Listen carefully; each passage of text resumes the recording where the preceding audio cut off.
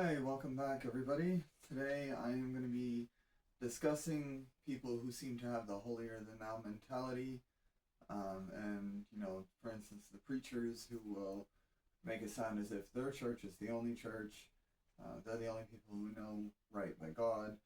But I'm going to be discussing these mentalities through Luke 18:10 through 14, which says, "Two men went up into the temple to pray, the one a Pharisee and the other a publican," which is basically like a tax collector.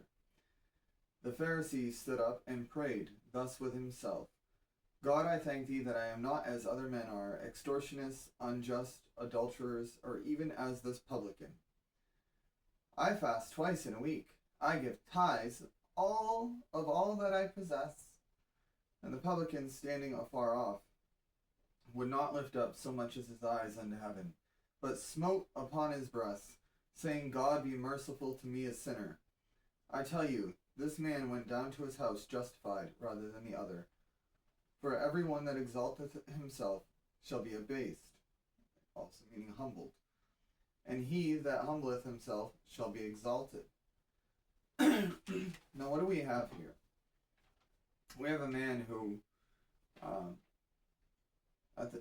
in that time frame, more so even than today, was most definitely at least most of what the Pharisee described. Tax collectors were very much extortionists. Whether or not he was an adulterer, that's not up to me to say. But he was a publican. And we have the Pharisee bragging how much he fasts, how much he tithes, that he's not like other people. Essentially providing that his sins are less detrimental than the sins of others. Or perhaps even saying he doesn't sin, which actually I won't name names, but I saw a video online of a pastor who literally claimed that he never sins. That it's pretty amazing of him to claim. But we have the person who otherwise in the community was probably looked down on, much more so than a Pharisee, who shows humility to God, begs for forgiveness, begs for mercy, and smotes on his own chest, begging God. And he is the one who goes down to his house justified. Again, we look at this political movement of Christianity, where we're combining politics, social expectations, and Christianity, and developing a political following that's based on essentially what the Pharisees did. The Pharisees were known to be an influential Jewish social movement that was largely involved in politics. Well, now we have an influential social movement of Christianity that's getting involved in politics, which is where we again fall into, this pious attitude of people, where, they look at the person who maybe is hooked on substances, or they look at the person who's living what society is calling an alternative lifestyle, or we look at people who go to a Baptist church instead of a Pentecostal, or a Pentecostal instead of a congregational, or we look at somebody who preaches the message of love instead of the message of hate and vengeance, as if we have a right for vengeance. And there's so much judgment going on, and this pious attitude of, well, I'm the real Christian because I support this and I support that. The people out there trying to think that they are somehow a better Christian because they vote a certain way, or they don't do this, or they don't do that, or the sins they do they think are less dangerous than the sins other people do. Those are the Pharisees who stand and pray with themselves. And they stand there and say, hey, I get drunk with my buddies and watch football and rage at everybody around me when my team is losing, but at least I'm not gay. At least I'm not a Democrat. At least I'm not, don't have blue hair. Just these ridiculous things that are being cast around his judgment. All of us are sinners. If you're saved, the only difference between you and every other sinner is that your sins are forgiven and that Jesus' sacrifice has led to you being washed in the blood and filled with the Holy Spirit so that you can go to heaven. But you don't stop being a sinner because you're saved. I don't understand why people say that. You're still a sinner. The sins you commit are still being committed. And many of us have sins we continue to commit that we were hooked on before we were saved. Just because you don't tell people about it and you don't get caught by people doesn't mean you're not still doing it. Somebody knows what you're doing. So you can stand there and, I fast twice in a week. I give tithes of all that I possess. That doesn't mean a thing. Because the person who's living wrong but sad and broken about the fact they're living wrong and begging God for mercy and forgiveness daily, even when they're struggling to find their way out of it, is going to be justified. In the past, I've said things where I look back at the sermons and I wonder if I'm insinuating that if you're a Christian, you're just automatically going to be an amazing person who doesn't do things wrong. And I hope that's not how it's portrayed, because that is never how it was meant. Christians do things wrong. We all do. I do. My wife does. You do. That's the issue here. Is that too many Christians don't accept they do wrong. They may not even look at the things they're doing wrong and realize they're doing wrong, because there's too many feelings pastors out there. There's too many preachers who only want to preach what makes you feel good, what makes you feel right, what makes you feel special. And that is wrong. There is no way to truly preach the message of the Lord by just making people feel good. You have to be able to make people feel guilty, feel upset, feel sad and disappointed. It's easy to get people to throw money in an offering plate when you want to make them feel good. Make them feel like they don't do anything wrong, like they're superior and special. Like they should be able to stand there and be like, at least I'm not like this person and that person and that person. No. You may not be like them, but in the eyes of sin, you are. Because you still do things wrong no matter how holy you are. You volunteer at the soup kitchen? Great. You give money to people in need? Awesome. You give food to a neighbor who's hungry? Great. You show love and mercy and kindness to people, including your enemies who you're also supposed to love? Sweet. There's still something you do. Maybe you walk through a store and there's some woman dressed how she shouldn't be, and you go,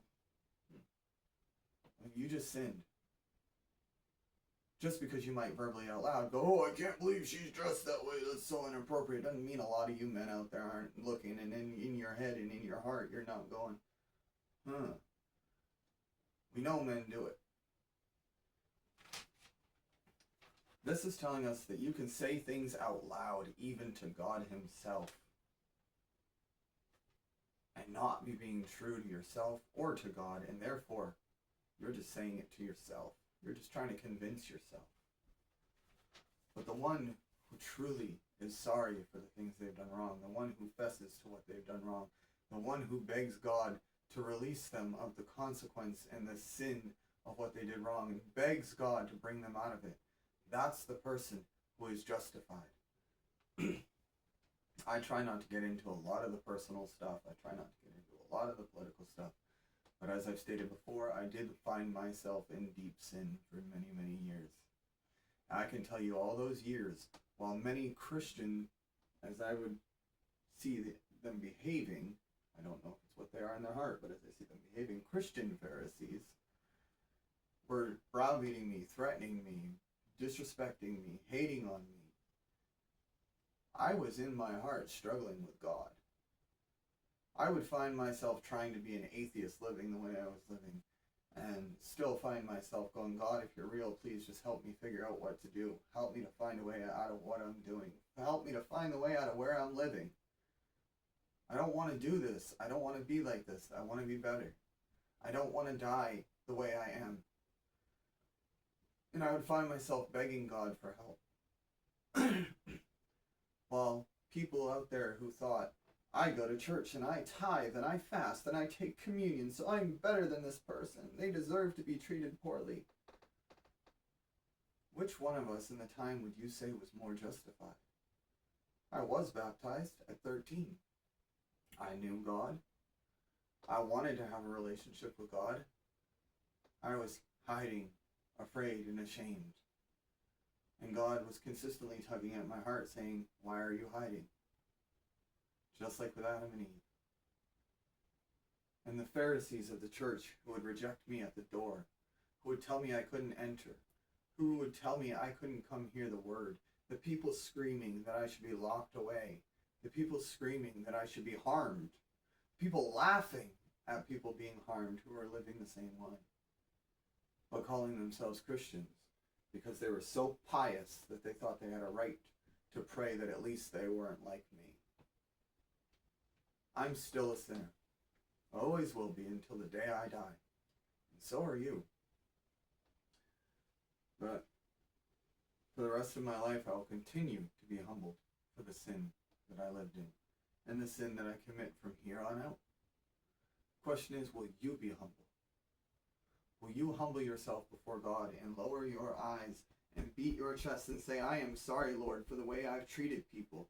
I'm sorry I haven't loved my enemy. I'm sorry I haven't loved my neighbor. I'm sorry I haven't loved myself. And I'm sorry I haven't loved you. Or will you continue to think because you put on your nicest clothes, coif your hair, pull a bunch of money out of the ATM and go to church and go, how great is my God, here's my money, that somehow you're better than everybody else? There's no such thing as a better Christian. You're either a Christian or you're not. Doesn't matter what you drive, what house you live in, what clothes you wear, how much you pay for your hairstyle, what church you go to, you are not a better Christian. Saved is saved. And the people who aren't saved, they aren't offending you. They aren't doing something to you. They aren't somehow harming you just by not being saved and living in a way you don't like. Whether it's their belief system, the way they dress, the way they dye their hair, the piercings they have, whatever. It's not offending you. The non-believers offend God. And vengeance is his, not yours. Judgment is his, not yours. There is saved and there is not saved. And being a Christian Pharisee who thinks that you can worship your nationalism and you can worship your flag and you can worship your president and you can worship your teacher and you can worship your money and you can worship your taxes and you can worship your house and you can worship your car and somehow still worship God, that's not saved. You cannot have a list of idols on this earth that you say, yeah, I put God above these idols, but I still have all these idols.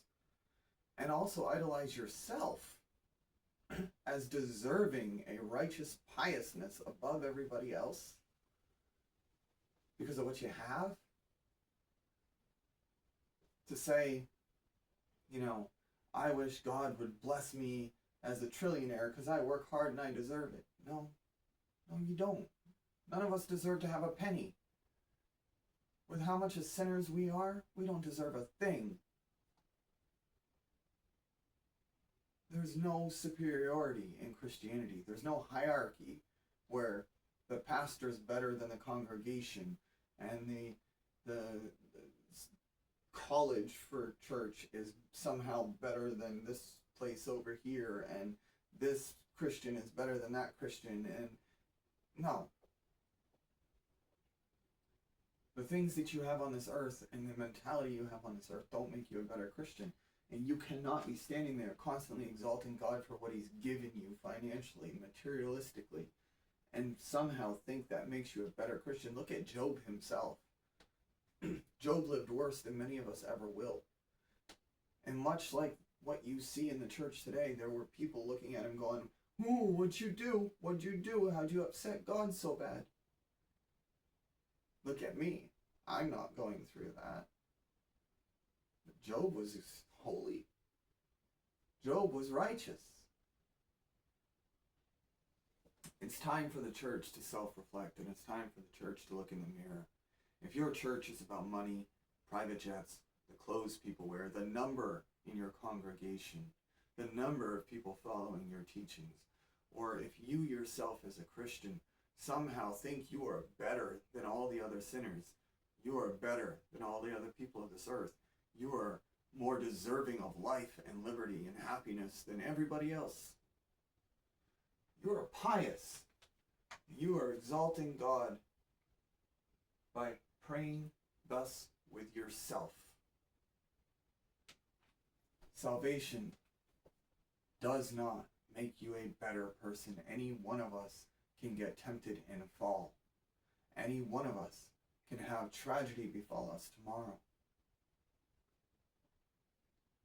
There's no such thing as a better Christian. There never will be. God bless.